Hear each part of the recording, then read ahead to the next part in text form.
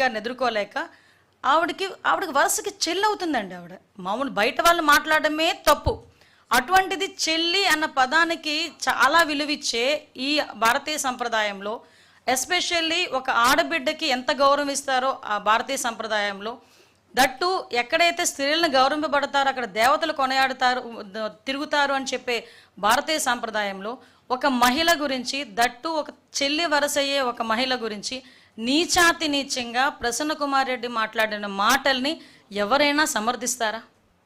సమర్థించే పరిస్థితులు ఏదైనా ఉన్నాయా? అంటే ఈరోజు ప్రసన్న కుమార్ రెడ్డి ఇంటికి జగన్మోహన్ రెడ్డి వెళ్ళి పరామర్శించాడు అంటే ప్రసన్న కుమార్ రెడ్డి మాటల్ని జగన్మోహన్ రెడ్డి సమర్థిస్తున్నాడా? ఇదేనా మహిళల పట్ల జగన్మోహన్ రెడ్డికి ఉన్న చిత్తశుద్ధి? మహిళల పట్ల ఉన్న గౌరవం ఇదేనా? మాట్లాడితే నా అక్క చెల్లెములు అని చెప్పి ఊదరగొట్టాడు కదా. మరి ఈరోజు సొంత పార్టీలోని ఉన్న ఒక మాజీ ఎమ్మెల్యే, అన్ని సంవత్సరాలు రాజకీయం ఉన్న వ్యక్తి ఈరోజు బయటకు వచ్చి చెల్లెలు వరుస అయిన అమ్మాయి గురించి నిజాతి నిజంగా మాట్లాడితే కనీసం కన్సర్న్ కూడా, అంటే ఆ మహిళ పట్ల కన్సర్న్ కూడా లేకుండా ఆ ప్రసన్న కుమార్ రెడ్డి ఇంటికి వెళ్ళి ఇలా దాడి చేశారు, ప్రసన్న కుమార్ రెడ్డిని చంపేసేవారు. అరే ఇక్కడ నేను ఒక విషయం మాట్లాడాలండి. ఆ రోజు మా పట్టాభి గారు ఒక మాట మాట్లాడితే ఏదో మీకు కోపం వచ్చింది, మీ కార్యకర్తలకి బీపీలు వచ్చినాయి అని చెప్పి సాక్షాత్తు మా తాలూకా పార్టీ ఆఫీసుల మీద దాడి చేసే పరిస్థితి మీరు అందరికీ తెలుసు. ఆ రోజు కేసులు పెడితే కనీసం కేసులు తీసుకోవడానికి కూడా ఒక పోలీసు కూడా ముందుకు రాలే. ఈరోజు మా పరిస్థితి అది కాదు.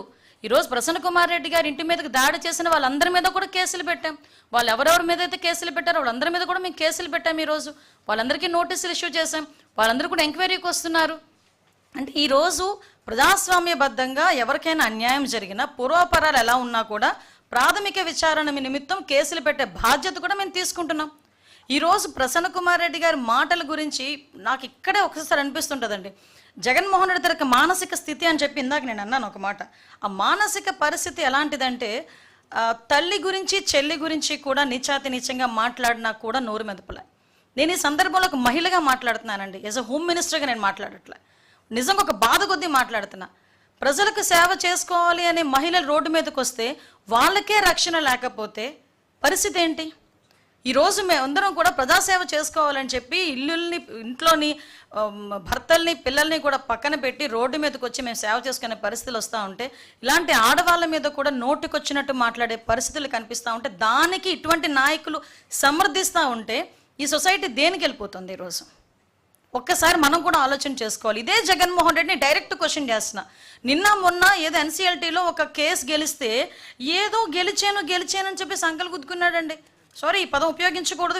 విజయం సాధించిన వీరుడిలాగా చాలా ఎక్కువగా ఆయన చాలా ఆనందపడిపోయి సాక్షి టీవీలో ఎక్కడెక్కడో ఏదేదో వేసుకున్నాడు. నువ్వు సాధించిన విజయం నీ తల్లి మీద, చెల్లి మీద. ఆ తల్లి గురించి దేని గురించి? ఒక ఆస్తి పంపకాల గురించి. ఇంకొక విషయం కూడా చెప్పాలి. ఇదే తల్లి గురించి, చెల్లి గురించి కూడా నోటికొచ్చినట్టు సోషల్ మీడియాలో, వైఎస్ఆర్సీపీ సోషల్ మీడియా హ్యాండిల్స్లోనే నోటికొచ్చినట్టు చాలా వల్గర్గా మాట్లాడి, వల్గర్గా ఫొటోస్ మార్ఫింగ్ చేసిన రోజు కూడా జగన్మోహన్ రెడ్డి మాట్లాడలే. నాకు దీన్ని బట్టి అర్థమైంది ఏంటంటే, జగన్మోహన్ రెడ్డికి తల్లి, చెల్లి అలాంటి ఆ ఎమోషన్స్ ఉండవేమో నాకు తెలిసి. కనీసం ఒక మహిళ అనే ఎమోషన్ కూడా ఉండదేమో. ఇక్కడ ఒక ఎగ్జాంపుల్ కూడా చెప్పాలి.